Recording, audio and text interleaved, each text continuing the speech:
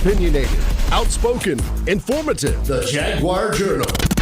Your source for the latest information on Southern University sports and SWAC athletics. A Baton Rouge sports talk tradition. Now, here's your host, Reggie Flood.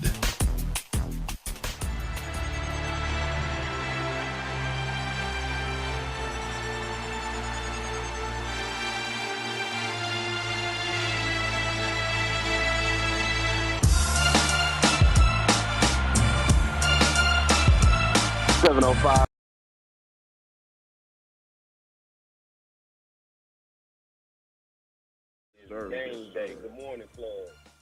Good morning, good morning, good morning. We rocking and rolling. Can you hear me? I can hear you. Can you hear me? I can hear you. Good deal, good deal. Yeah, we are rocking and rolling this morning. Steve White making it happen. Say that again. You sound a little low on me. I don't know if that's on my end or back at the studio. I'm not sure. Mike, see if you can get him turned up for me. Can you hear me better now? I got you now. All right. We up rocking and rolling this morning. P. White making it happen. That's it, man. How you doing? I'm good, man. It's early in the morning. And on the way to see the Jaguars play. You know how we do it. Say that again, Flood. I said we on the way to see the Jaguars play. You know how we do it. Oh, yes, sir. It's game day. It is finally upon us. And before you know it, I think the Bayou Classic will be here. It typically always moves and works that way where it seems like you're in game one. Before you know it, it's Thanksgiving weekend and it's almost over with. Yeah, it is, man. You know, the season seems like it takes forever to get here. Then when it get here, it goes so fast. And then you say, man, before you know it, it hits you. The year is almost over. We only got 4 more months left in the year. So we got a good show lined up today at 7:15. We're going to have Charlie Neal, of course, longtime HBCU football broadcaster. He's now the lead broadcaster for football for HBCU Go. They're going to be highlighting some games throughout the season. He's going to come on and talk to us about their broadcast schedule as well as give us some insight on what he thinks about today's matchup of Southern Alabama State. We're going to get some other people on, including DJ Jones, coming on and talk to us and have his thoughts about today's matchup and some games around the SWAC, and as well as Jim Kleinpeter to talk to us about the starting lineup. You know, who's going to be the starters today for Southern in this first game against Alabama State. So should be a pretty interesting show, Flood. Yeah, it really should be. Should be a great show. Shout out to everybody in Alexandria who's joining us and listening in, KCTP. And shout out to my man Tim up there holding it down for us. And shout out to everybody at WBOK as New Orleans comes into the market, WBOK in New Orleans. We're slowly but surely growing this thing, P. White. You know, the audience is getting bigger and bigger. We got the social media thing. Shout out to everybody on YouTube. Like and subscribe. Invite your friends. Shout out to everybody on Facebook who's joining us live, man. Like it, invite your friends, invite them in, send out the invitations and all of that good stuff and salutations. And tell them to come in and check out the Jaguar Journal. We need you. To the millions and millions of fans listening to us all over the world.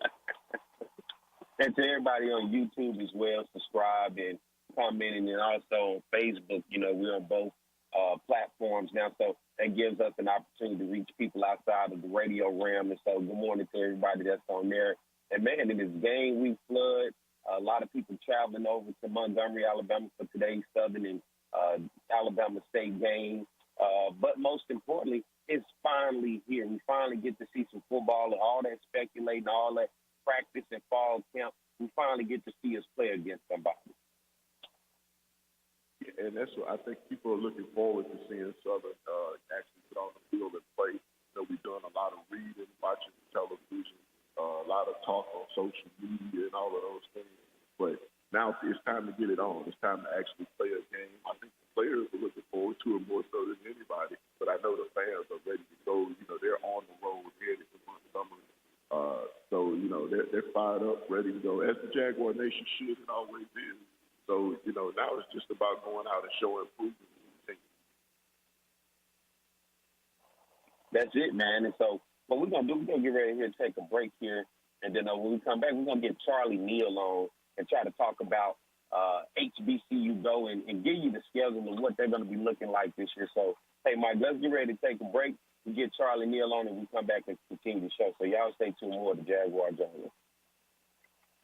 Depression, anxiety, trauma, nicotine dependence, and more.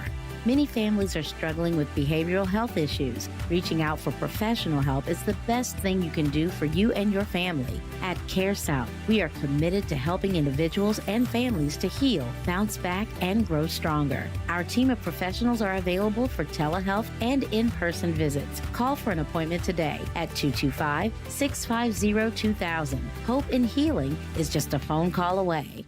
Depression, anxiety, trauma, nicotine dependence, and more. Many families are struggling with behavioral health issues. Reaching out for professional help is the best thing you can do for you and your family. At CareSouth, we are committed to helping individuals and families to heal, bounce back, and grow stronger. Our team of professionals are available for telehealth and in-person visits. Call for an appointment today at 225-650-2000. Hope and healing is just a phone call away. Depression, anxiety, trauma, nicotine dependence, and more. Many families are struggling. At Reliable Roofing, we're dedicated to providing exceptional roofing services, including roof inspections, repairs, and complete roof installations, with over 30 years' experience. Reliable Roofing provided me with valuable, quality, and dependable service. They were reliable and affordable. Please protect your most valuable investment with quality roofing services from Reliable Roofing. Definitely where the pros go. Let our family help your family. Call for a free estimate today. At Reliable Roofing, we're dedicated to providing exceptional roofing services, including roof inspections, repairs, and complete roof installations, with over 30 years' experience. Reliable Roofing provided me with valuable, quality, and dependable service. They were reliable and affordable. Please protect your most valuable investment.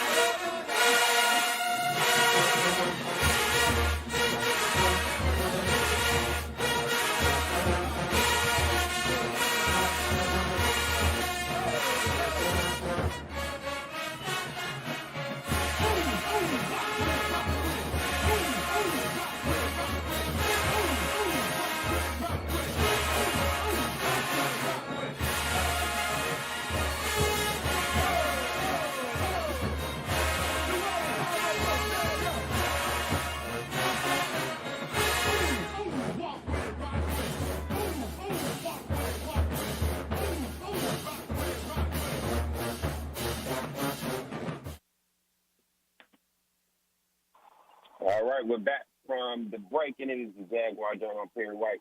He's Reggie Flood, and we got a very special guest here on the show today, a guy that I have watched pretty much all my life in terms of watching black college football. My man, Charlie Neal. Good morning. Good morning, Perry. How are you? Doing Good morning, well. Mr. Neal. Hello, Reggie.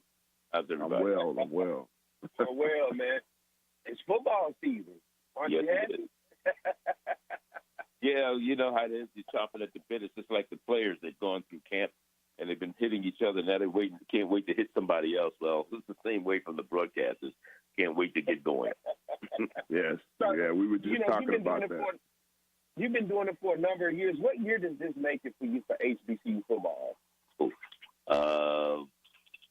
If you start with BET in 1980, what's that? Is that 43 years? Yes, 43. Yeah. 43 years. Well, I was two. I was two when I started. Yeah, exactly. child over the years, prodigy. yeah, over the years, you've been able to have the opportunity to watch a lot of talent, watch plenty of games, not only from the SWAC, the MEAC, the CIAA, the SIAC, but now coming into this 2023 season, for you in HBCU Go, what is it like for you guys in terms of the schedule and what you guys are trying to do to cover HBCU football this year? One of the things we've done is something that's never been done with HBCUs, and that is every Saturday we have double headers. Today, the game I'm in Chicago for the Chicago Football Classic, is Central State and Mississippi Valley. But our second game of the day will be down at Benedict. It'll be Shaw University taking on Benedict, who are the defending SIC champs. So that's the way we're going all season long. We'll see on the games I'm doing. I'll see 5 homecomings. I'll see Alabama A&M homecoming when they play Tuskegee. I'll see Alabama State's homecoming when they play Bethune. I'll see Bethune's homecoming when they play Texas Southern. I'll see Arkansas Pine Bluff's homecoming when they play Alcorn. And I will see Prairie View's homecoming when they play Arkansas Pine Bluff. And plus, we've got a couple classics like the one we're doing today in Chicago. And then next week at the Southern Heritage Classic, there'll be Arkansas Pine Bluff against Tennessee State. So it's a pretty healthy schedule for us in terms of HBCU Go, and we're looking forward to it.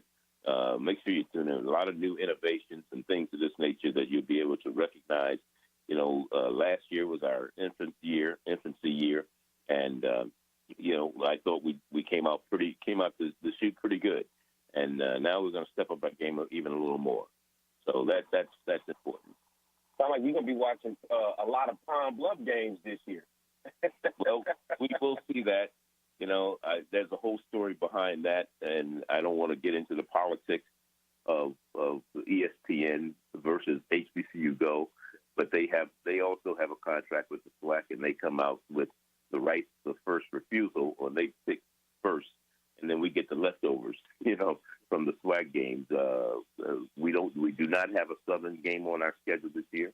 We do not have a Jackson State schedule on our game on our schedule this year. And so that's the unfortunate part. We didn't have Jackson State last year. At least we did see Southern in the opening game when they played Texas Southern last year. We did not, at one point in time, have FAMU on our schedule, but we did get one FAMU game. That'll come on September 16th when they play West Florida. So, again, but I think we have some competitive matchups. We're going to have a good show, and we're going to put on a good show for the viewing audience. So who's going to be your broadcast partner this year? Who are you going to be rocking with for the fans to be listening to? The same gentleman, my little brother, I call him, John Kelly. John and I were together last year, our first year together, and we just had a great year together. And he played football. He was a running back at Nebraska. He also has worked in Chicago in local television. He also hosts the show on the Griot called Funny You Should Ask. It's one of those game shows with a comedy sidebar to it. But anyway, he's a great guy, and I've really enjoyed working with him. A lot of people thought we'd been together for years, like Lem Barney and I had worked together for 20-some years with the BET. And John and I just hooked up last year, and we just, it was a great marriage, in terms of our ability to work together and have the camaraderie that we had in the booth. So I got to ask you about the first week of week 1 of college football in the SWAC. You look around the SWAC, and I think we got 3 pretty good matchups to start the season off. One, and then you can just kind of go through them yourself, but I'll name them. You got Prairie View and Texas Southern, 2 teams who are knocking at the door of the SWAC championship last year and the Labor Day Classic this year. You got Southern and Alabama State today, 2 teams who seem to mirror each other, both coaches from New Orleans, and Eddie Robertson Jr. and Eric Dooley. And then tomorrow's matchup down at the Orange Blossom Classic in Miami, T.C. Taylor and Jackson State versus Willie Simmons. When you look at those games to start off week 1, man, there got to be some type of excitement to see that type of football in the SWAC to start the season. It is. One of the games we were trying to get on our schedule to open up was the Southern Alabama State game. I think they're playing that in Mobile. Am I correct? Montgomery. Okay, they are playing at Montgomery. Well, I knew because I had talked to Eddie Robinson in the season about the game, and he mentioned that game. Of course, Prairie View, Texas Southern is always a good game, and it came right down to the end of the season last year as who was going to go to the SWAC championship. Of course, Texas Southern was in the driver's seat, and they let that game against Alabama A&M get away from them, and that's how Southern got in there. No, I'm not trying to knock Southern University, but I mean, but that's how Southern got in. Texas Southern let it get away from them after having a 20-0 lead in that game. They lose to Alabama A&M, so Southern gets in to play Jackson State, and of course Jackson State, T.C. Taylor. I mean, I look at what they did with South Carolina State last week. We'll see if was that a fluke or was that for real when they play Florida A&M tomorrow. But that quarterback that T.C. Taylor has, the kid that came over from Virginia Tech, somebody's going to be asking if he keeps playing like that, Shador who? They're going to forget about it. So, I mean, that's going to be a heck of a matchup with Florida A&M and Jackson State tomorrow, especially with Jeremy Musa, the FAMU quarterback, who's a preseason conference offensive player of the year. But all three of those games are intriguing matchups. And, again, this is where it all starts. They're all conference games. And, against a conference opponent, and it's going to go a long way in determining who's going to be in the championship at the end of the season. But I think it all starts with the Jackson State FAMU. Of course, FAMU was picked to win their side of the SWAC, and so we're going to see how that plays out. Southern was picked to win the other side.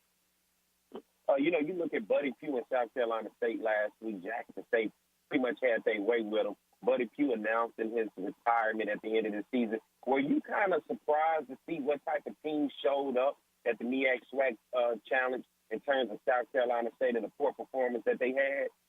Yeah, they did not live up to the expectations a lot of people had for them.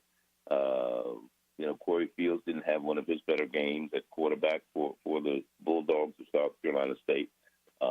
But those things happen, and we'll see what happens going forward with the Bulldogs of South Carolina State, because, of course, you can never cut the count a Buddy Pugh team out.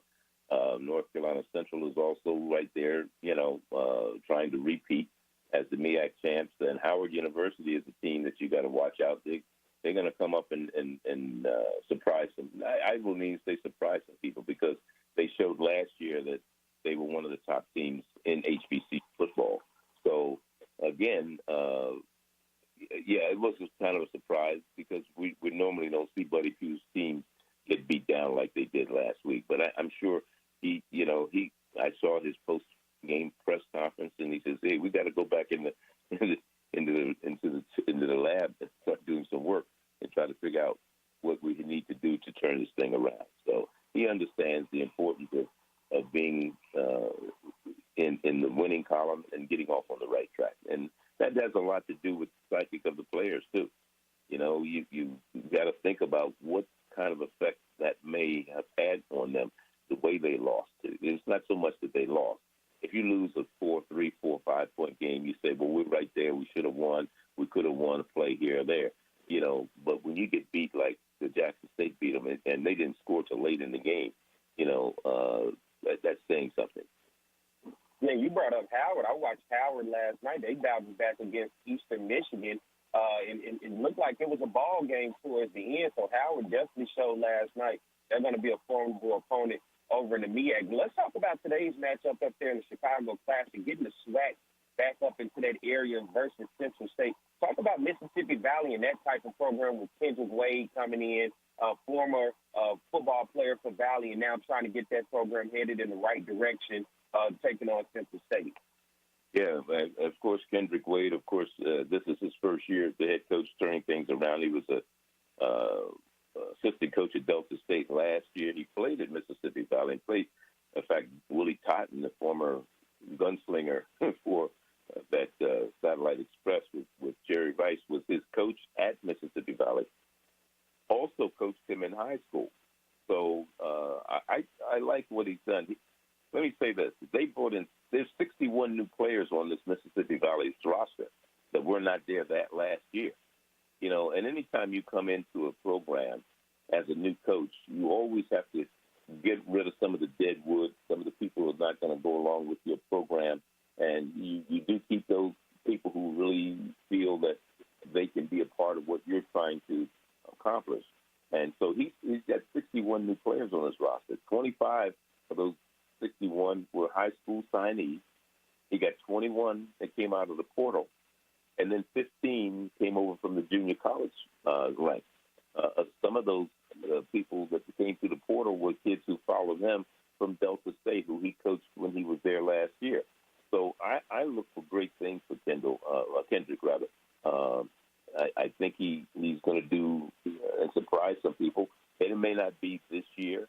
They won 2 games last year. You know, that's the most games they had won in the last couple of years. So they came out with 2 victories last year. They were 2-9 overall and 2-6 in the conference. Their only wins came against Alabama A&M, but they had a big win against Prairie View last year.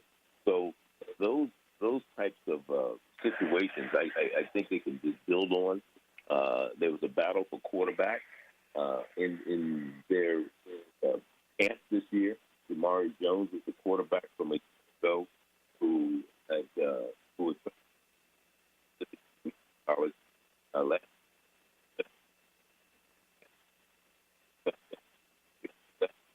But they go to the kid and New Mexico State.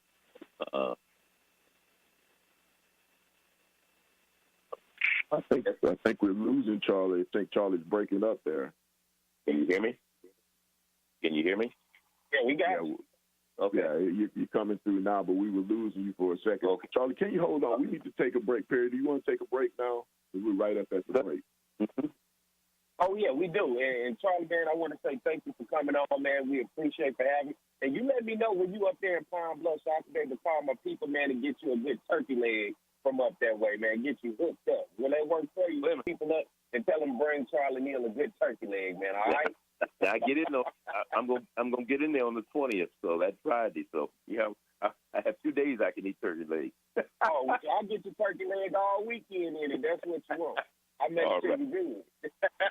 Thank you so much, and you guys have a great day. All right, Charlie. Thank you, Charlie. man.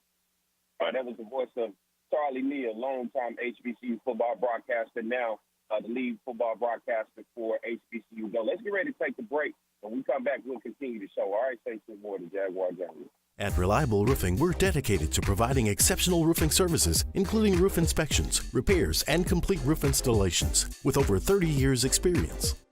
Reliable Roofing provided me with valuable, quality, and dependable service. They were reliable and affordable.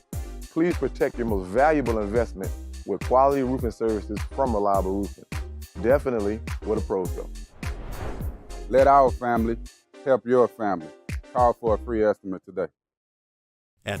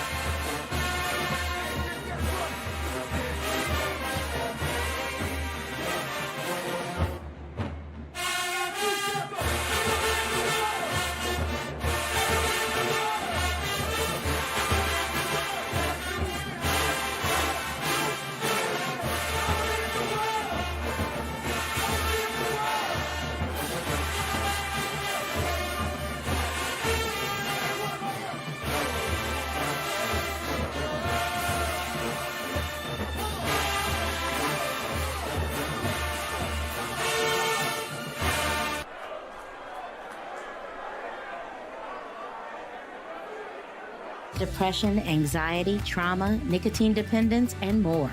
Many families are struggling with behavioral health issues. Reaching out for professional help is the best thing you can do for you and your family. At Care South, we are committed to helping individuals and families to heal, bounce back, and grow stronger. Our team of professionals are available for telehealth and in-person visits. Call for an appointment today at 225-650-2000.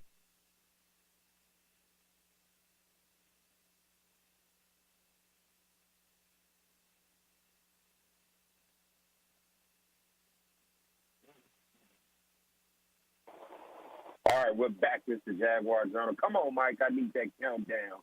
Because I'm Perry White and he's Reggie Flood. Yes, sir. Yes, I was sir. talking to myself. My bad. I had my mic on. Indeed, making it happen. Mike, everybody has that moment. Don't worry about it. Hey, Pete White, I just want to say this, man, before we go too much further. There is a thing going around on social media that's being passed around that's saying that you can't have paper tickets at next week's home game. Somebody purposely cut out a paragraph of that, and it's being shared around. But if you go to Go Jag Sports and look it up, you can have a paper ticket as long as it comes from the ticket office at Southern. They're not taking self-printed tickets. But if you have a paper ticket, a physical ticket that comes from the office at Southern, from the ticket office, they will still accept those.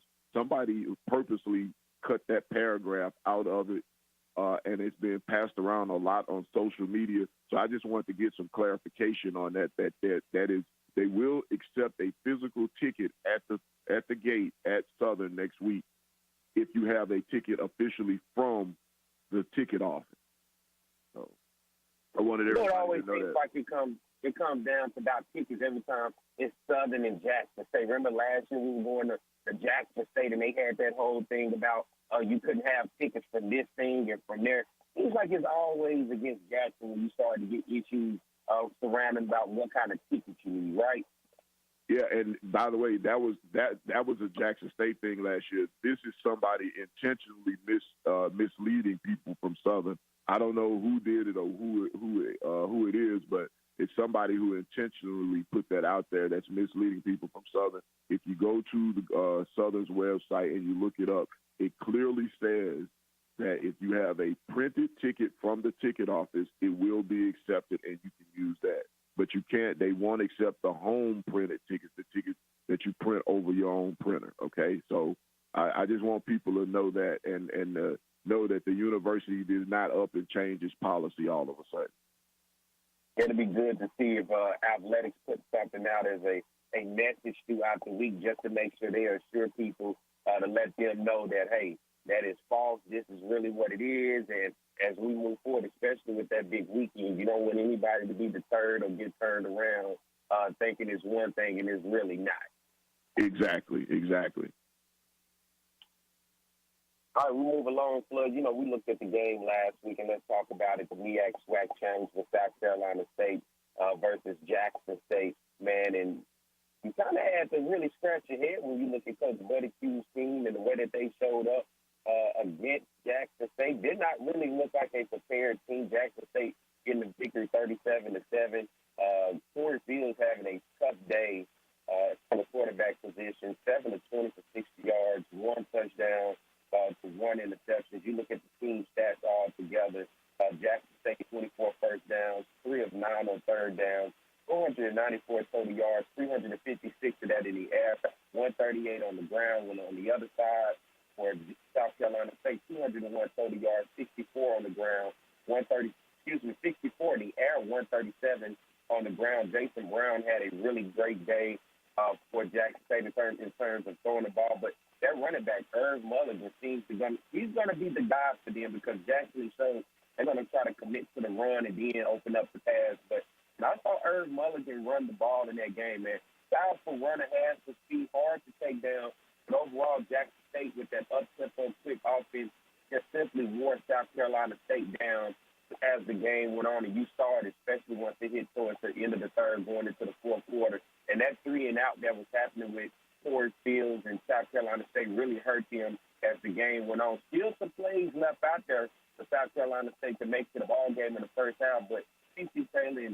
State getting it done. He gets his first victory as the head coach at Jackson State. Yeah, I mean, Jackson State surprised some people with the way that they came out. They were really physical with South Carolina, really physical, which is the way South Carolina State is known for. That's what the way they usually play. But Jackson State came out and took it to them. South Carolina State just didn't look like the South Carolina State that, that people had kind of grown accustomed to seeing, at least on the national television. They didn't run well. They weren't strong up front. They only had about 2 players who really were impact players. Quarterback play, to say you have someone who's a 5th-year senior, was abominable. And, the score was an indication of how bad they played. But with all of that being said, South Carolina State still had Jackson State. You saw some chinks in Jackson State's armor. South Carolina State left some opportunities out on the field that a good team would take advantage of.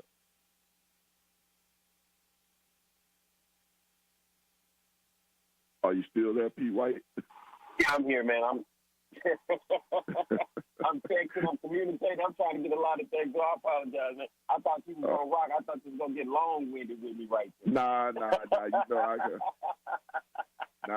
I can't get long-winded with it anymore. I have to let you rock that out.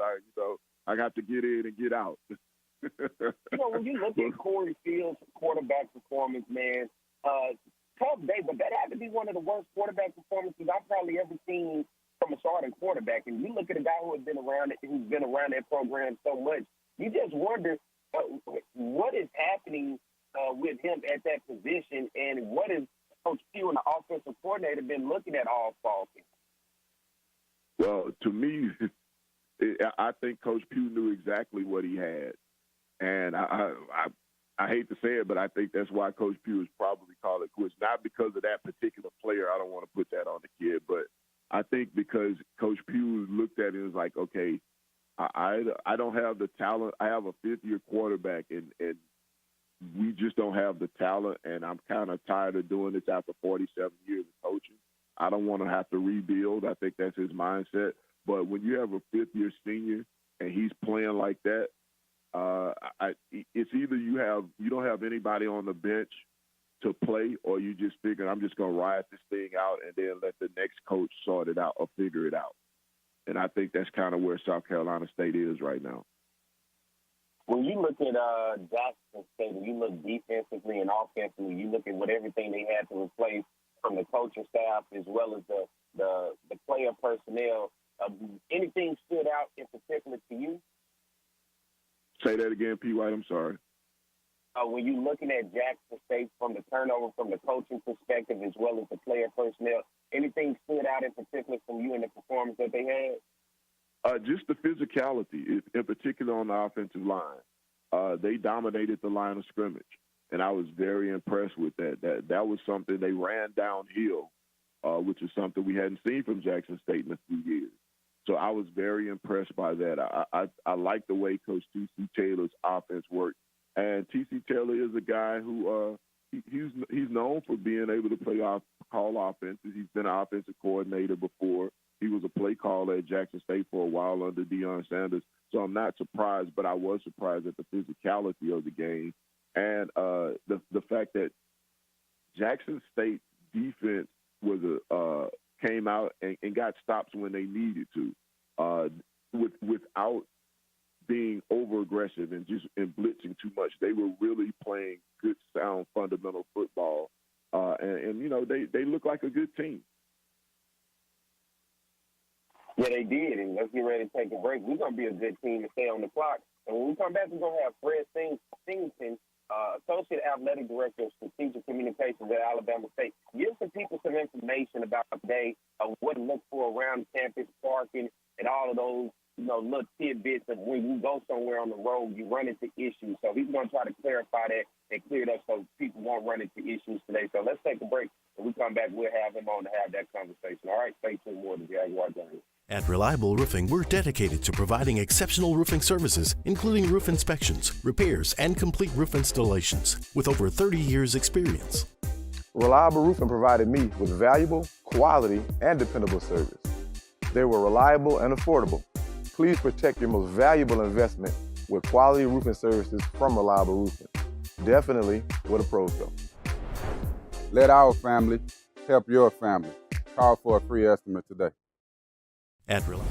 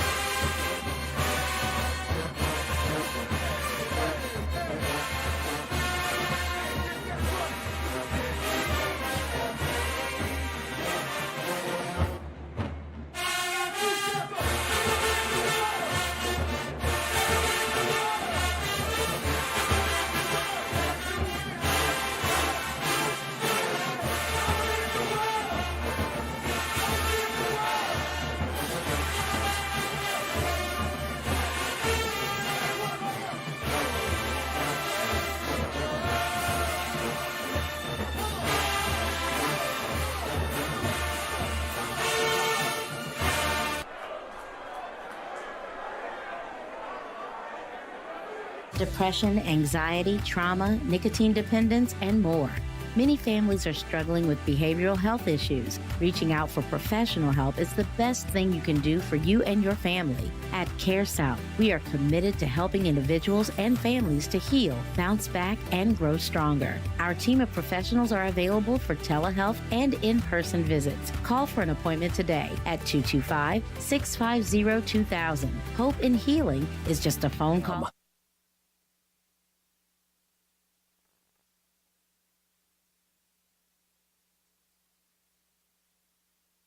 A lot of Jaguar fans headed over to Montgomery, Alabama for the big game. And so with it being a big game, it's great to have somebody from the Alabama State side to come on and give some information for the fans to know what's happening around the campus in Montgomery. So this morning we've got Fred Singleton, Associate Athletic Director of Strategic Communications at Alabama State. Good morning, Fred.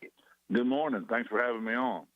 Good to have you, man. So, Jaguar fans coming over. I know Alabama State fans coming in. It's going to be a big game for this Labor Day weekend game. Give some information for some of the fans out there just in terms of the infrastructure and around the campus and what's going on. Well, sure. We got we'll have there's a road called Harris Way that'll have a bunch of vendors and the gates, just so everybody know, gates will open 3 hours before kick this year, so they can get to the stadium and get in and get settled. So that was a little bit of a change we had there game day, but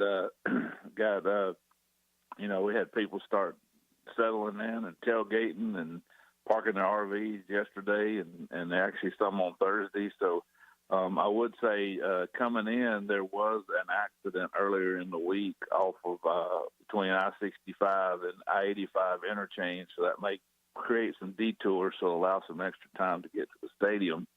But other than that, just there is parking at Patterson Field and with a shuttle to the stadium. Most of our parking is sold out around the stadium, but that's where you can grab a ride if you're staying at the Embassy Suites. There'll be a shuttle there too downtown. So, and it's actually a good route. They'll come by every few minutes and pick everybody up. And Patterson Field, you just put it in, and Crampton Bowl. Those are your kind of key points to put in on your cell phone to get there and park and get to the stadium in time. You look at talking about the tickets. What are tickets like right now for fans that's still trying to come in and get tickets at the gate?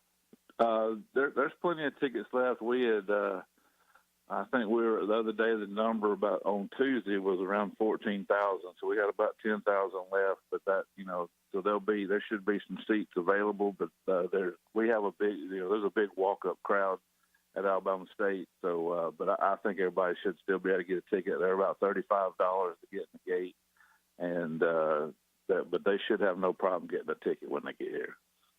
Now, you look overall the game day experience. Anything Alabama State doing this year to enhance the experience of the fans, both home and visitors? Yes, sir. We just we're interchanging the FanX app this year with some game engagement stuff with predictions and stuff like that. And we're actually going to have, along with our bands, both bands, great bands, the Human Jukebox and the Mighty Martin Hornets, they'll be squaring off as usual, and that's always a big ticket on game day, and even post-game in the fifth quarter when they play.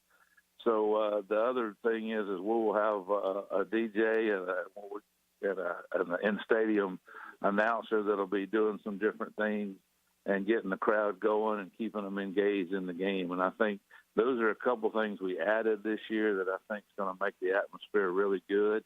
And I tell you what, just the two teams playing is going to make the atmosphere really good. So I really look for this to be a very loud game between the two schools. I know Southern will bring a good contingent, and I think all our fans are excited to just get the season going. So I really look for an exciting, electric type atmosphere today. And, Southern making the championship game last year and looks pretty good on paper so far this year, just looking at everything. So this looks to shape up to be a good game as well, and that can add to the electricity of the game too.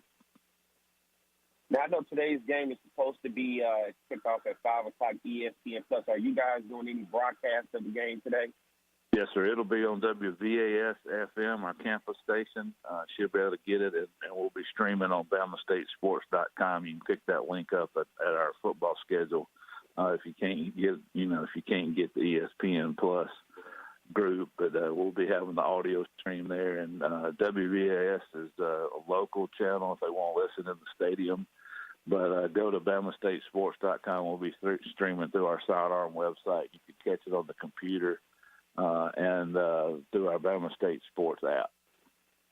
I'm going to get you one more time for the fans that's out there. I know they're going to come in. They're going to be trying to say, where do we park? Where can we go park today?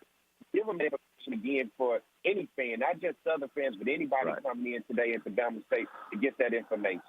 Yeah, just point your search for Crampton Bowl, CRAMTON. Bowl is downtown, or Patterson Field, which is also downtown. There'll be plenty of parking over there with shuttles, and if you're staying at the Embassy Suites or the Renaissance downtown, there'll be shuttles coming from there as well.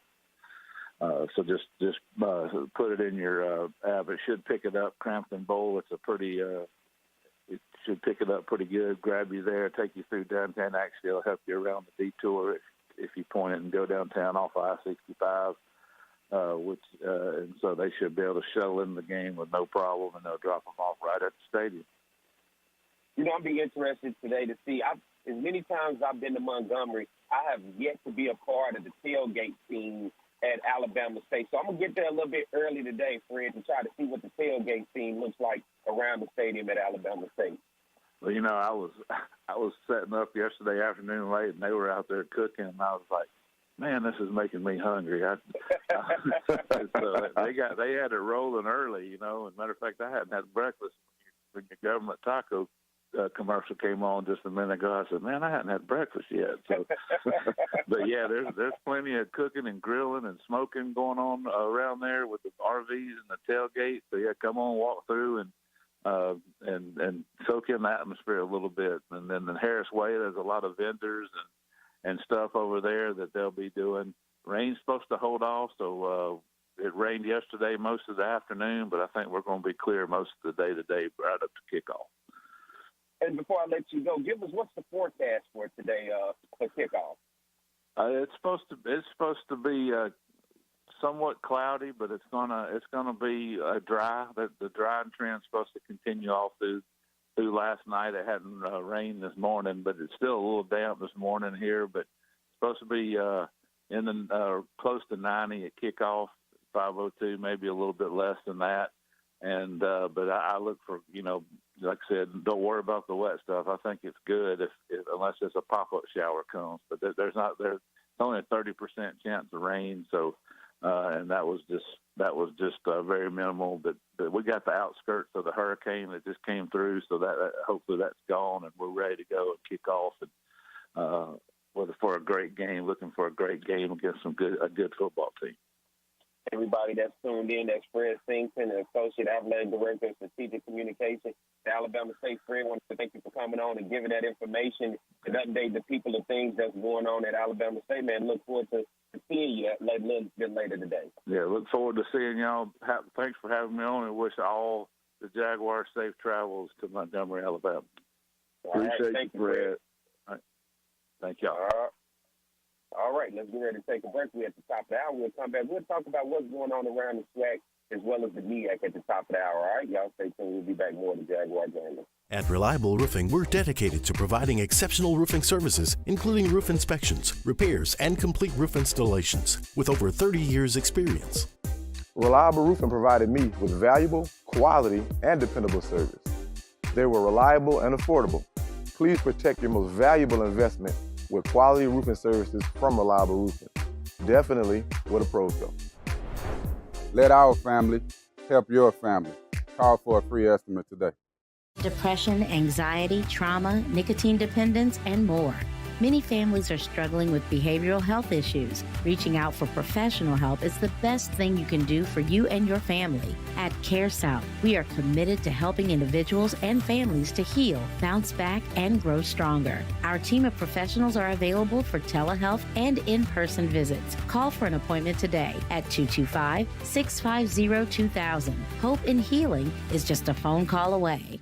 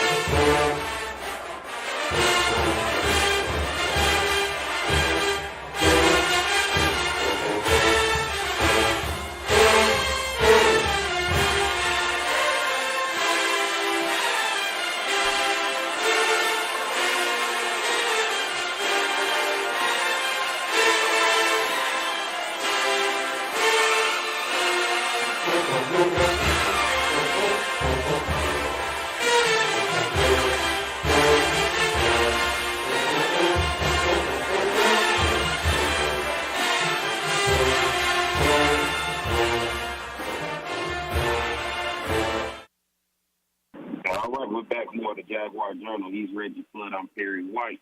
Yes, sir. Rolling this Saturday morning. I want to thank Charlie Neal for coming on, telling us about the upcoming HBCU Go schedule, as well as Fred Singleton coming on, giving us some information about Alabama State, what to expect. Flood is week one of college football, and in particular, SWAC is rocking and rolling in week one. Normally, we don't get to see some of the matchups that we're seeing this year. Week one, you kind of got to wait midway through the season to get some matchups. But you look around the SWAC this week, and let's start with the first game that interests me, and that's Prairie View and Texas Southern. Both teams were knocking on the door of the SWAC championship berth last year. You look at Prairie View, all they had was one win to have to go to the championship. They went on the road to Itabena. They got beat pretty bad up there at Rice Cotton Stadium, so they were out of contention against Texas Southern. They go over to Huntsville, Alabama, up by 14 with about 7 minutes left, give up 21 unanswered points in the fourth quarter, and then they fall. But these are two teams that you see on the uptick. And when you look at them, Coach Clarence McKinney, Bubba McDowell, you look at these programs, what do you see in this matchup today? I think it's going to be interesting. Prairie View is a team that they've dominated Texas Southern over the last 8 years. Texas Southern hadn't beaten Prairie View since 2014. Eight losses in a row. I think Texas Southern is probably overdue, and if they're going to be in contention for the championship, or if they're going to be the dark horse, they're going to start today against Prairie View. Does this seem to be a game that has the potential to be big, but it seems silent in the same instant? For me, I think there's something on the line with this game, but I haven't really been seeing the interest of this game a lot, Flood. Well, it's not a lot of interest because these teams really haven't been truly relevant in the SWAC championship hunt in a long time. And this game it's one of those games that it has to be played, a rivalry game that has to be played earlier in the season, because traditionally the excitement goes away because these teams are usually out of it about midway of the season. So they decide to play this game at the beginning of the season. And let's be real, neither one of these teams have great fan bases. So that plays a part. You know, another game that I'm looking at as well that I have circled that's interesting today is Grambling and Hampton. This is a matchup where you look at two storied programs with some history behind them, playing up in New Jersey today, but Grambling trying to rebuild under Hugh Jackson. Of course, Hampton didn't have such a bad season last year in the CAA conference, but you look at this matchup, what do you see with Hampton and Grambling, two-story programs? I think this is going to be – I think it's a great matchup in terms of the excitement and the name brand. Grambling has had a tradition of playing in New York along with Hampton. It's a renewal of an old-school game. It brings an excitement to an area that doesn't get a lot of HBCU football, and two of the name brand HBCU football clubs. I know they're expecting a big crowd there. It's going to be on the NFL Network, but this is going to be an opportunity for Grambling to show and prove against a Hampton team that's kind of been middle of the road for the last few years. But if Grambling is going to turn the corner and be a better team, this is the way to start against a name brand team on national TV. It's evenly matched game, by the way. Yeah, I think so, and I want to see what Grambling is going to go with their depth, and I think the biggest thing is going to be the quarterback position. Of course, Miles Crowley transfers in from Alabama State. They had issues from the quarterback position last year. Their strength is running the ball. I think if they can find a way to be able to get that ball out the quarterback's hand into some of those receivers, Grambling can have a little bit better balanced offense. But I'm curious to see what there's going to be, and that's the question it seems like for a lot of teams around the SWAC coming into this year, a quarterback position. And another game like Charlie Neal was talking about, Mississippi Valley State turning a large turnover just like Jackson State, bringing in Kendrick Wade, and now he takes over. So you got Valley versus Central State. Central State used to be that power back in the day. When you look at this up in Chicago for the Chicago Football Classic, to me it seems like a pretty good evenly matchup for me when I'm looking at Valley versus Central State. What about for you? Well, the thing is, we don't really know a lot about Valley, honestly. I mean, with all the turnover and everything, this is the first time in recent that we can remember that Valley actually had a full allotment of scholarship. So with the turnover, the new coach, and the full allotment of scholarships, I don't actually think it shouldn't be an evenly matched game. If Valley is if Valley is playing Central State evenly, then they still, and we suspect they may still, but I mean, we know they still have a long way to go, but they even have a longer way to go if they're still playing an evenly matched game against Central State at this point. All right, then I jump into the other games, which, really don't matter much, but they do. Vanderbilt, Alabama A&M. How bad does Alabama A&M go down in this? Well, I don't know. I don't know what Alabama A&M is going to look like. If they're still having quarterback issues, then it's going to be a long night. Because Vanderbilt, I'll be honest with you, Vanderbilt is not a great team. But will Alabama A&M go in there and upset them? I doubt that very seriously. Will Vanderbilt cover? Probably. They'll probably cover. But I just, it's just one of those games. It just is what it is. You can't get excited about or have any expectations about anything in that game. Yeah, and then I'll run through the rest. Is Bethune-Cookman at Memphis, pretty much kind of know how that's going to go. And Alcorn fans seem to be a little excited about this Southern Miss game, right? Well, yeah, because the last time they played Southern Miss, if I remember, it was the last time they played them really close. And it's an interstate rivalry, and I think they're getting up for this game. Been a lot of talking back and forth between the fan bases and stuff. Alcorn has played them tough, like I said, and so Alcorn has expectations of going in and being competitive and maybe pulling off an upset. At least that's how they feel about it. I mean, of course, Southern Miss, thinks they're going to blow Alcorn out, but Alcorn has traditionally played them tough over the years. So this may not be a cakewalk for Southern Miss, and Alcorn is definitely going to bring a crowd, and they're going to come to play. Let's jump over to the MEAC. You look at the matchups today, Bowie State versus Delaware State. What you like about Bowie State and Delaware State? Bowie State not the same D2 school that they were a few years ago, but Delaware State trying to build up. You look at that matchup. Man, I don't know. I don't know. Delaware State, Bowie State, should be a pretty good matchup, a good rivalry, man. Those teams I don't know a lot about, don't follow them that much. I mean, I've seen Delaware State. We've played them before. But I'm not going to sit there and make up a bunch of stuff. I don't know much about those teams, man. I hope they have a good game. I keep it moving because we don't want to do them too. I just had to bring the story a little love because you never know who's listening, right? So then let's look at Norfolk State. Coach Dawson Odom's entering his third year at Norfolk State. They take on Virginia State, man. Do you think he can finally start to get them over the hump in year 3? I'm hopeful for them, man. They seem to be going through some real changes there, and I when I look at the team on paper, Norfolk State seems like they should be better than they are. Do they get over the hump and get back on track? Maybe so. I think getting off to a good start is going to be important for them, though.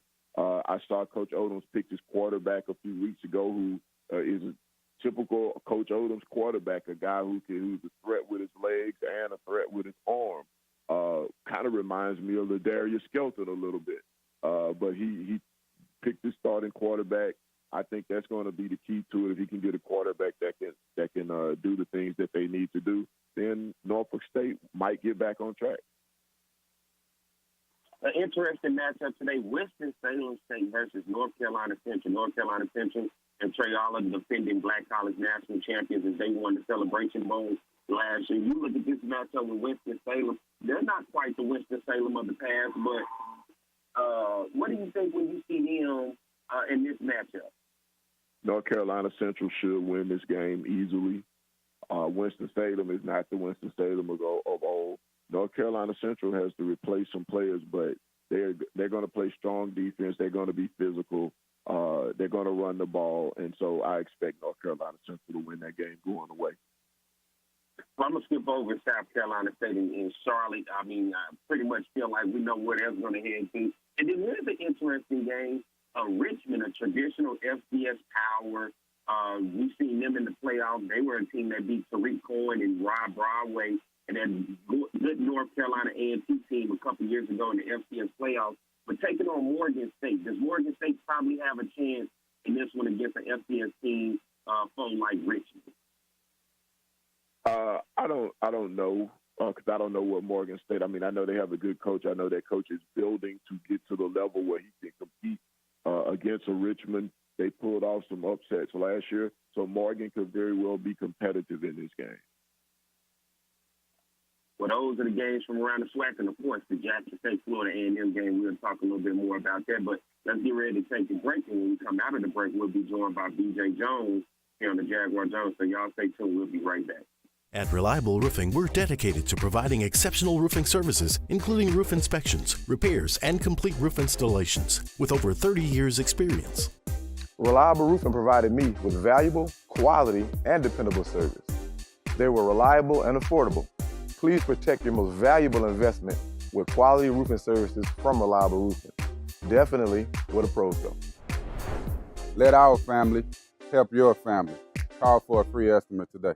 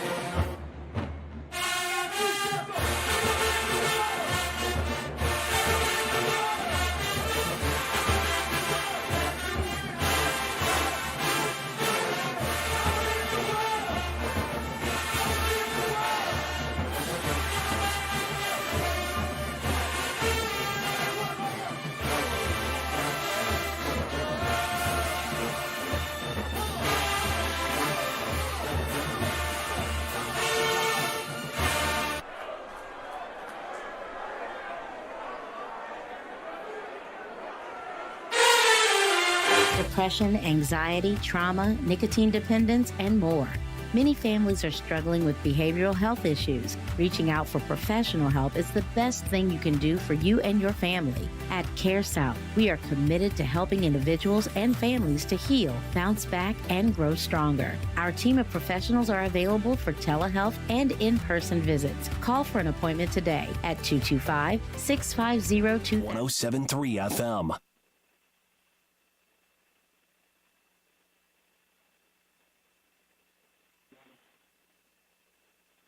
And we're back. It's the Jaguar Journal.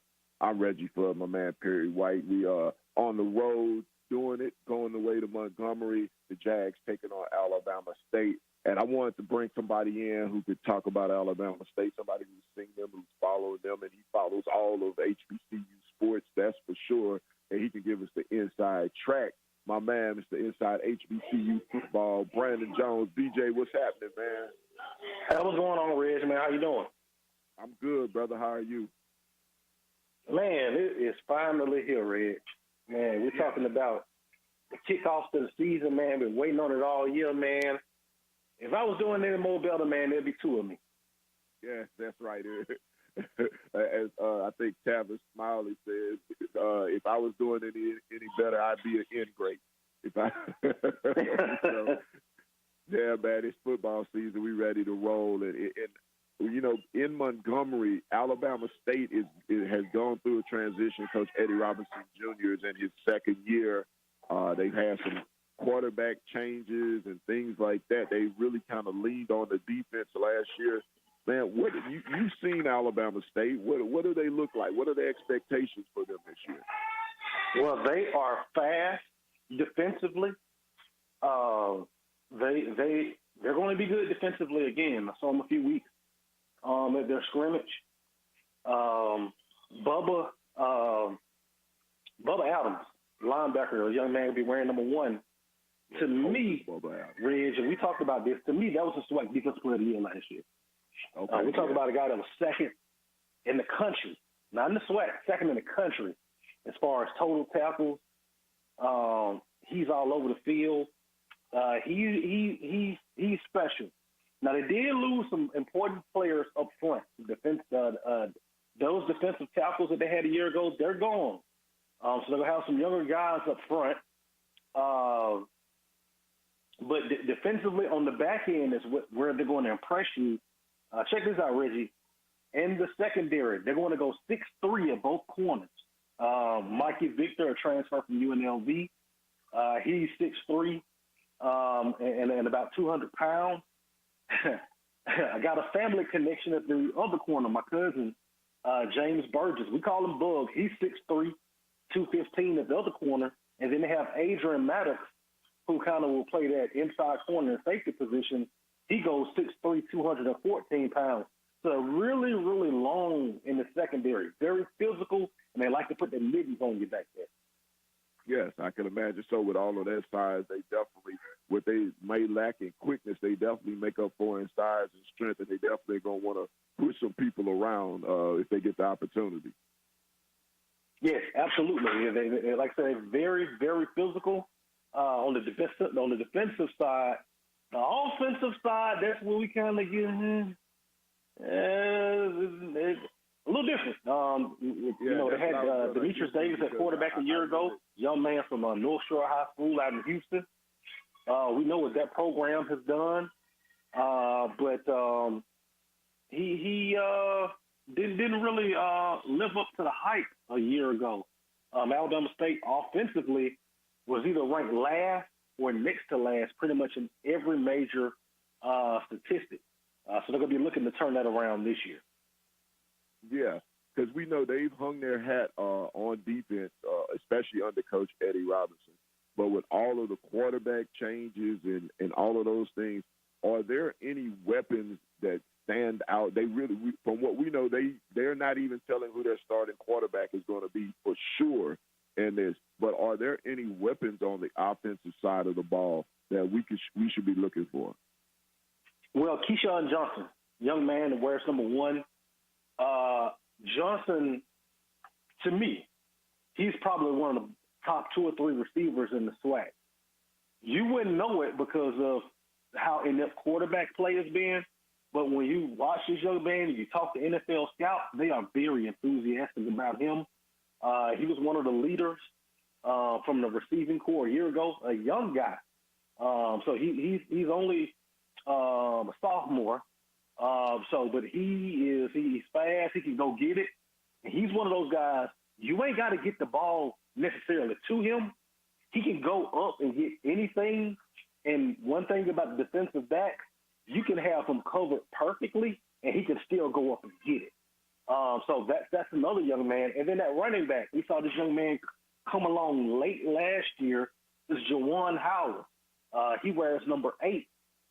He's a battering ram, but he has some speed. Man, they have he goes about 6'1", 220, but he can tote the mail. Hey, they have a lot of famous names on this team, man. Oh, man, yeah, you're right. Keyshawn Johnson and a Jawan. Well, Jawan's last name is Howell, not Howard. Howell. Okay. But those are some guys offensively you can really look for. They got some tight ends, and I'm gonna be honest with you, Reg. From what I saw from the tight ends, they have a transfer from Clemson that wears number 0, that goes 6'7". They have another tight end that wears number 14 that goes about 6'6".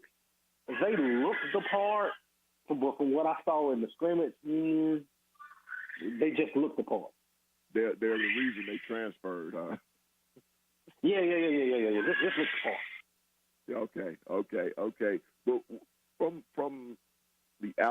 Southern's point of view, what can Southern do to take advantages of any weaknesses, or what does Southern want to highlight on this in the competition between Alabama State? I mean, the biggest thing is, man, is don't give up any big plays. You know that they struggle offensively. You don't want to give them any confidence. They're going to try to run the football. It's what's about that. And the quarterbacks are very athletic. Both D. Davis and then the other young man that transferred in from UAB. They're not the biggest quarterbacks in the world. Both of them about 5'10", maybe 170 pounds. But if pressure breaks down, both of them have the ability to get outside the pocket and turn those into big games. You don't want that to happen, all right? So when you get to them, you got to get those fellas on the ground, and you can't give up any big plays.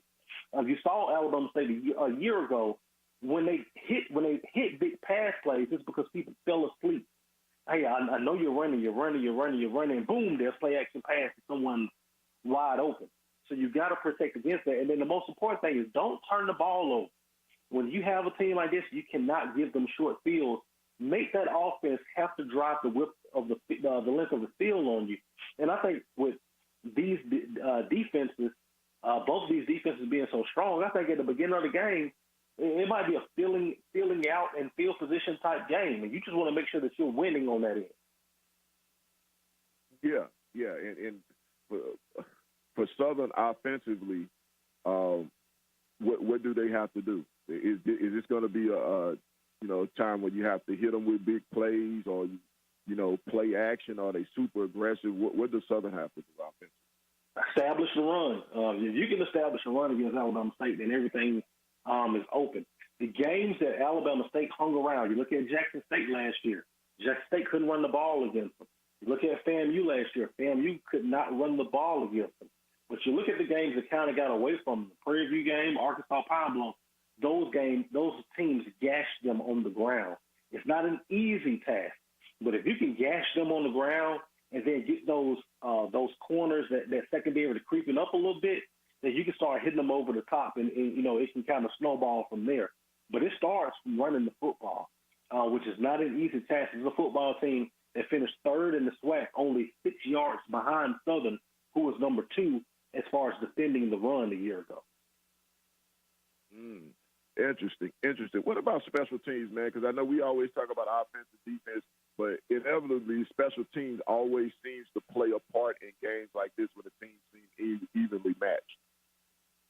Yes, special teams has been it's been a woe for Alabama State. If you look at going back to a year ago, they had an opportunity to tie the game against FAMU. That kick was blocked and then returned for a touchdown. They had a few blocked punts a year ago against Arkansas Pine Bluff, against Jackson State, and then also against Prairie View.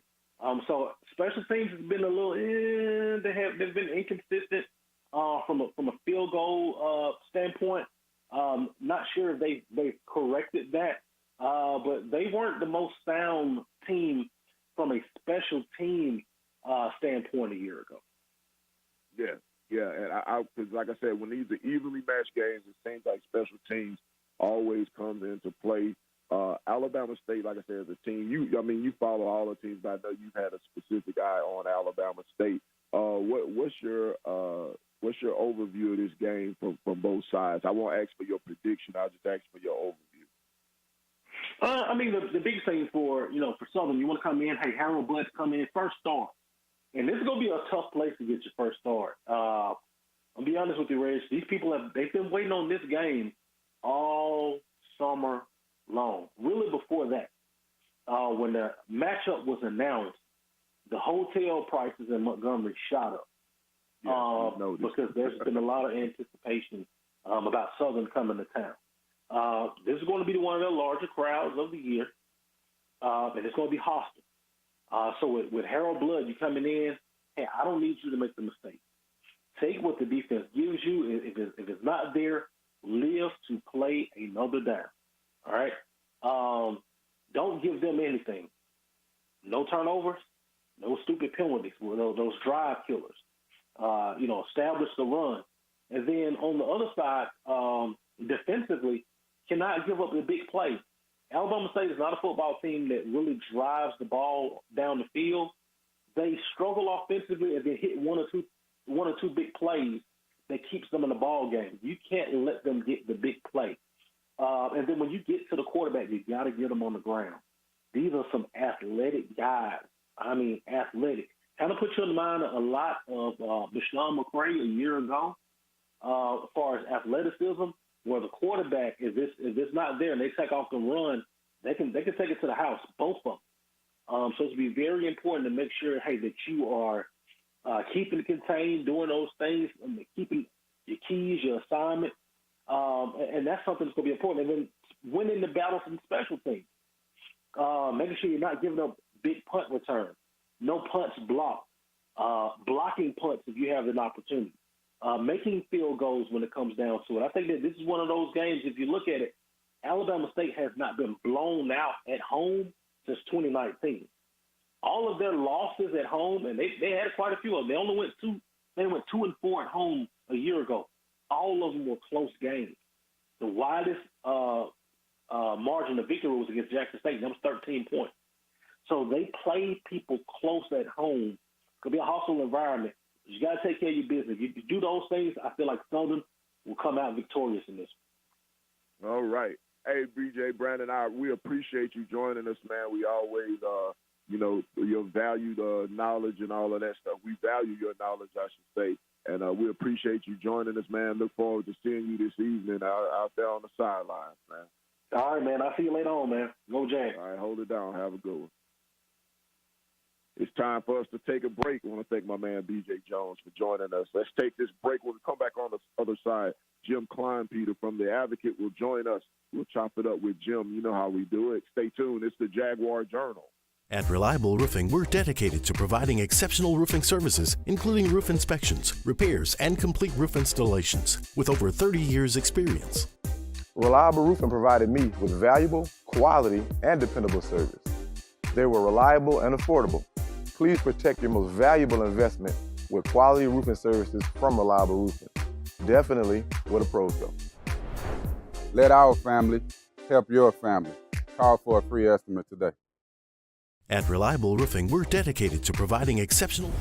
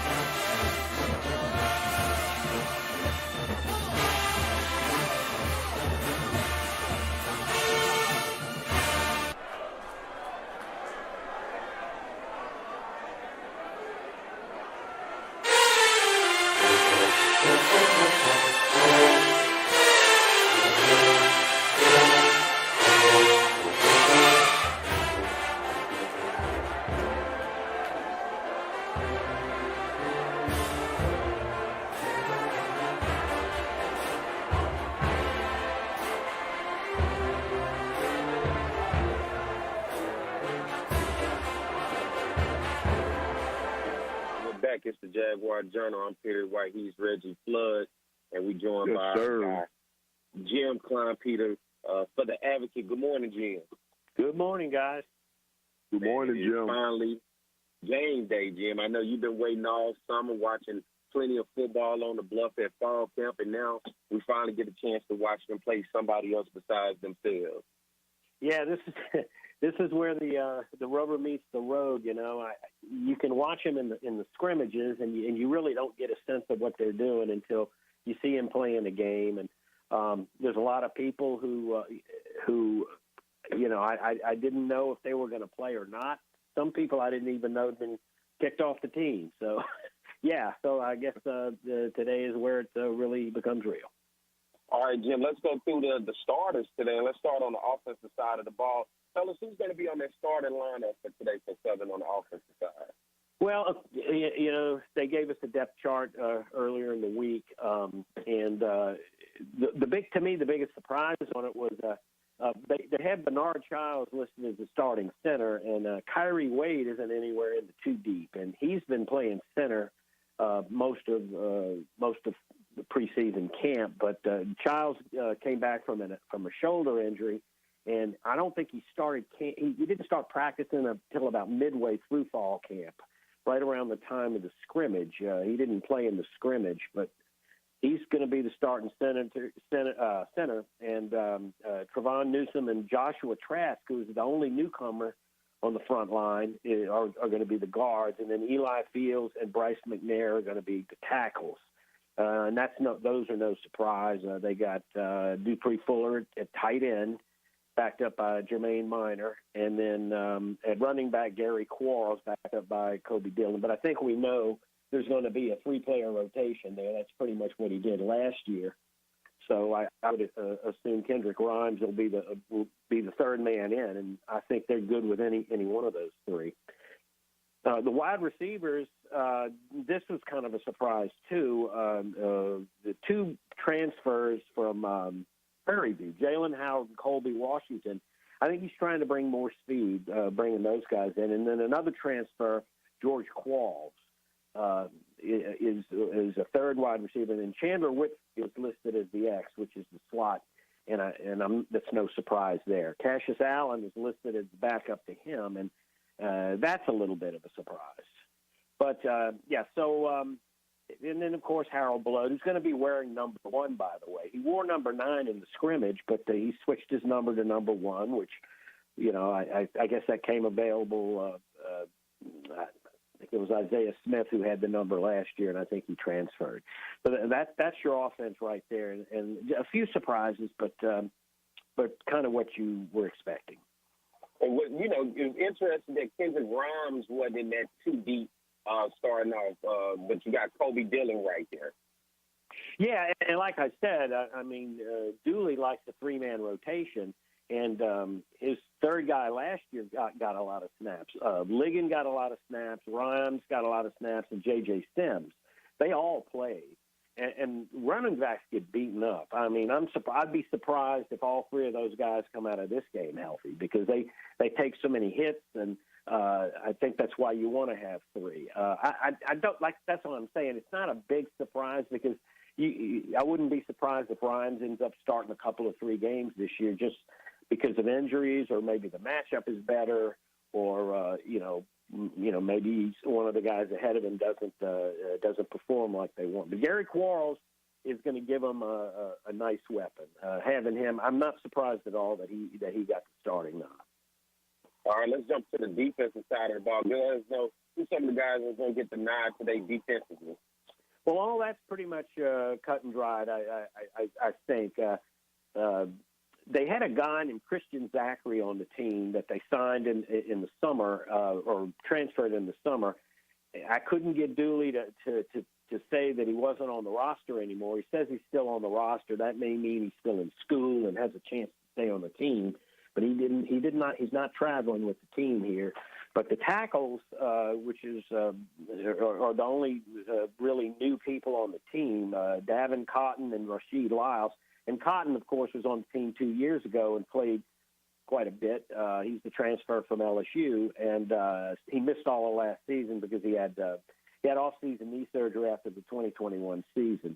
So him and Rasheed Lyles, that's going to be a key. They're both graduates. They're older guys. They're going to give Southern some heft in the middle. And I was thinking that Zachary might be in the three-man rotation, but it looks like Willie Miles and Latrell Johnson are the two backups there. At ends, you got Kelby Gibbons and Taj Brown. And I think what they're going to do with Taj Brown is when they go to a three-man line, they're going to move him inside and bring in one of their better pass rushers like Darius Harry or one of the other defensive ends, Jordan Monroe maybe.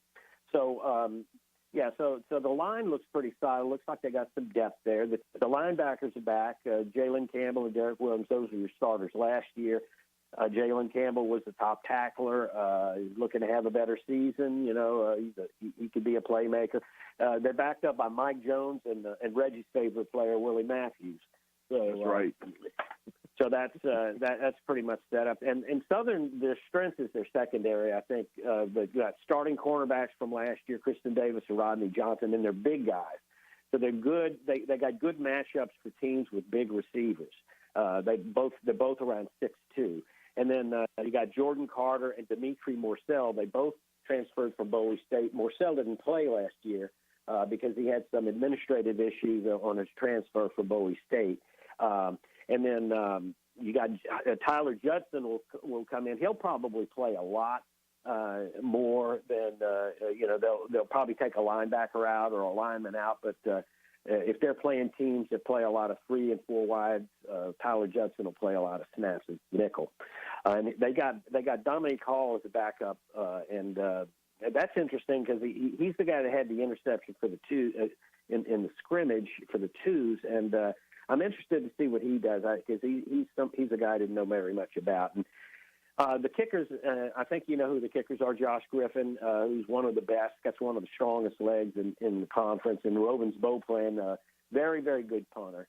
But the return guys, they've got Chandler Whitfield on punts, backed up by Colby Washington, and C.J. Russell's listed as their top kickoff return guy alongside Kendrick Rhymes. So not a lot of surprises, but some interesting stuff here. You look at keys to victory today for Southern. You watched a lot of Southern this fall and coming out of the spring. What do you like to see for victory today against a really good Alabama State team? Well, it's an obvious pick. It's just what's Harold Blood going to do in his first start? And the one advantage I think Harold has is he's starting his 5th season at Southern. He's played under 3 coaches. He's been there a long time. And even though he hasn't played that many snaps, you get a personal kind of a maturity where you've seen it all, and it's just going out there and doing it. But I expect him to be a little more poised than most first-time starting quarterbacks, just because of the longevity he's had at Southern, his familiarity with the system, his familiarity with college football. He knows the feel. He'll probably have some butterflies. He's got a lot on his shoulders. Dooley. There's a lot of pressure on Dooley to get some offense this year. Last year they were just way too inconsistent. They had some good moments early in the season, but it just didn't. It didn't translate into the kind of offense that Southern fans were expecting to see and we're hoping to see right off the bat. So he's got something to prove too, Dooley himself. And I think they've got the personnel on offense. The wide receivers and the quarterback chemistry is also something you need to look for. Because, a quarterback, no matter how good a quarterback you are, if you don't have the receivers, if you're not in tune and in time with your receivers, that can make you look bad. You throw an interception because the receiver's not in the right spot, and that goes on you. It doesn't go on it doesn't. Receivers don't get have a statistic that says that interceptions caused. So that's going to be a key right there. How in tune Blood is, and he's had all spring, he's had all summer, and then fall camp, but never when it was real, when it was in a game. So. We'll see how that plays out. Let's get a Jim Prime Peter predicted score for today. What you got for me, Jim? Well, I'm I'm back and forth on this. I'm telling you, I hate picking against the home team, but I just haven't seen enough yet for me to pick them in a game where they've got a first-time starting quarterback going against a strong defensive team with a defensive-oriented coach. And I just kind of feel like this, especially with the weather. It's been rained. It rained a lot yesterday, last night, and I just think it's going to be maybe a little bit of a sloppy game. Most season openers, a lot of season openers are. Teams make a lot of mistakes, and I see Southern having trouble winning this game, and so I picked in the paper for them to lose 17-13. It's got to make make yards and points in this game for them, and it's not that I don't think they have good offensive personnel, because I think they do. It's just that first game, and I'll probably be eating my words all next week. So, well, Jim Warren, thanks for coming on today, man. Look forward to seeing you over here in Montgomery, man, and thank you this morning for breaking that down for us. All right, my pleasure, Perry. You too, Reggie. All right, thank you, Jim. Have a good one, man. You too. All right, let's get ready to take a break. We'll come back. We're going to close this thing out. Put them phones up, Flood. Put them phones up. It's the fourth quarter. We're going to close this thing out. All right, so y'all That's right. Cool. We'll be back here with the Jaguar Journal. At Reliable Roofing, we're dedicated to providing exceptional roofing services, including roof inspections, repairs, and complete roof installations, with over 30 years' experience. Reliable Roofing provided me with valuable, quality, and dependable service. They were reliable and affordable. Please protect your most valuable investment with quality roofing services from Reliable Roofing. Definitely where the pros go. Let our family help your family. Call for a free estimate today. At Reliable Roofing, we're dedicated to providing exceptional roofing service.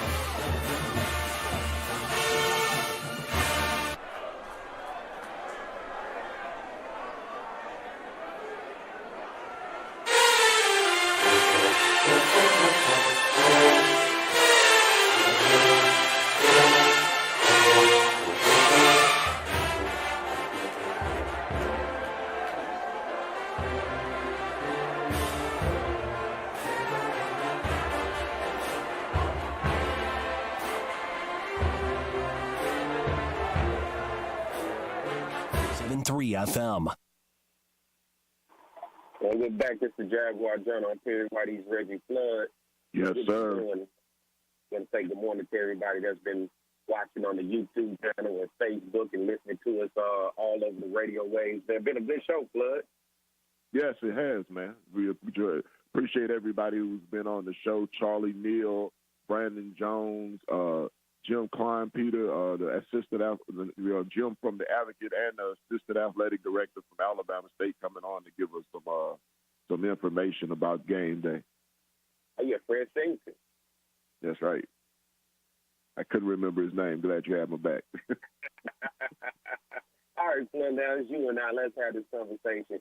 For you today, this matchup, Alabama State, Southern University, both teams, when you look at defensively, seem to be right there with each other. But it's going to be offensively for both teams. Inconsistency at quarterback last year for Southern and for Alabama State. Southern seems to have their guy. Alabama State has not quite seen the name their guy. But it seems like it's going to start with the offense today. And there's most likely a chance that both teams, from what we heard from Jim and BJ, that both teams may struggle offensively starting out with this game. This game is going to probably lean more on the defense. For you, what do you see for the keys to victory for Southern and when you look at Alabama State? I think Southern has to get a fast start on offense. I'm going to go against the grain here, and I actually think Southern comes out and gets a fast start on offense. I think they have to make Alabama State play from behind. Defensive-wise, I think Southern is going to have to play sound and disciplined football and not allow Alabama State's quarterback to get out of the pocket, make them make plays from the pocket. I don't think Alabama State can win the game that way. I think from Alabama State, they're going to have to run the ball and control the line of scrimmage. And I know that's kind of cliche, but that's really the best chance and almost the only chance they have of winning the game is by pounding the rock and wearing Southern down. On the defensive side of the ball, Southern has to be aggressive. They have to be aggressive along the line of scrimmage. They have to make plays in the backfield. They can't allow those quarterbacks to get out and use their legs to move the offense forward and make positive plays. If they can do those things, then Southern has a very good chance of winning this game. I talked to former Southern quarterback back in the day, Thomas Rick. He said he's going to come in from Atlanta, man. He's going to be at the game today, so we'll have a Southern legend at the game being able to cheer on the Jags. And guess what, Flood? Last night I had your alma mater, man. I appreciated your alma mater last night. Yeah, Capital and Struma, man. 43-6, Struma won that game. Capital, we get it back on track. Coach Woods is going to get it together. It's going to take him a little time. And Struma's a 4-18. Capital's a 2-18, so a little bit smaller in class, trying to play up. But, we took an L, but we'll be back.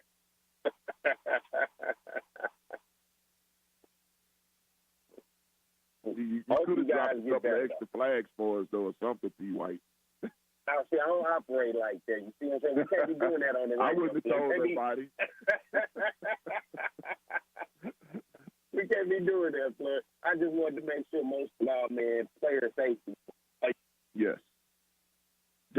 And condolences and prayers for Port Allen and Bruley families. We understand that there was a tragedy at their game last night, and it had to be called early. So our prayers are up for both of those schools, their students and alumni, and everybody who was in attendance last night.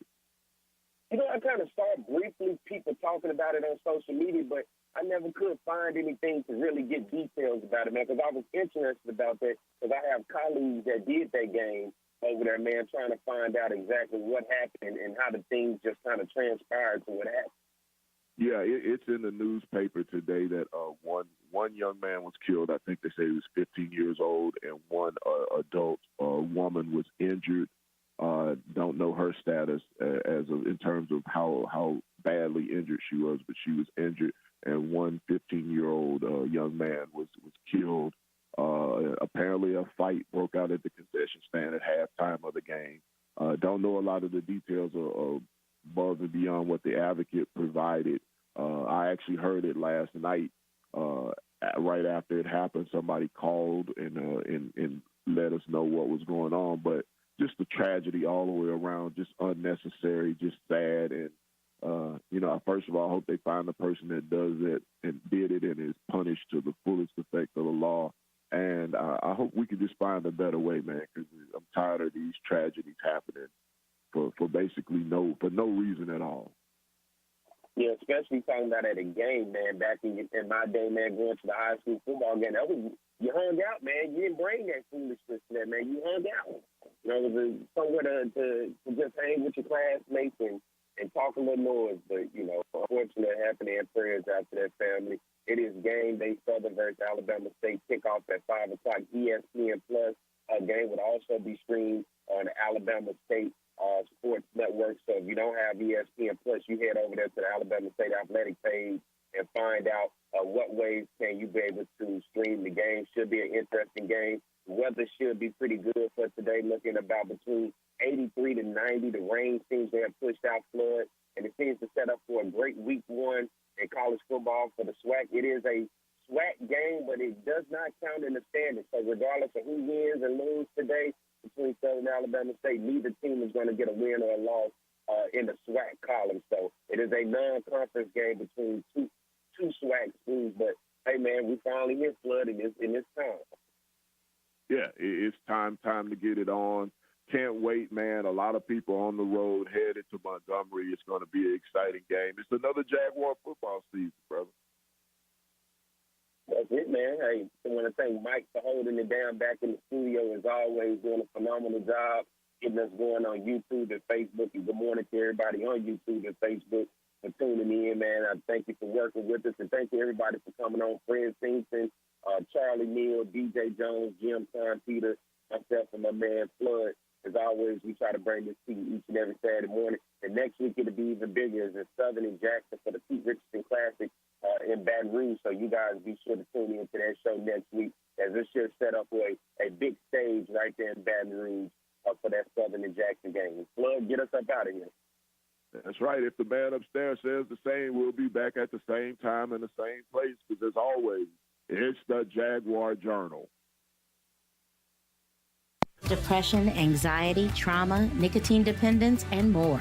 Many families are struggling with behavioral health issues. Reaching out for professional help is the best thing you can do for you and your family. At CareSouth, we are committed to helping individuals and families to heal, bounce back, and grow stronger. Our team of professionals are available for telehealth and in-person visits. Call for an appointment today at 225-650-2000. Hope in Healing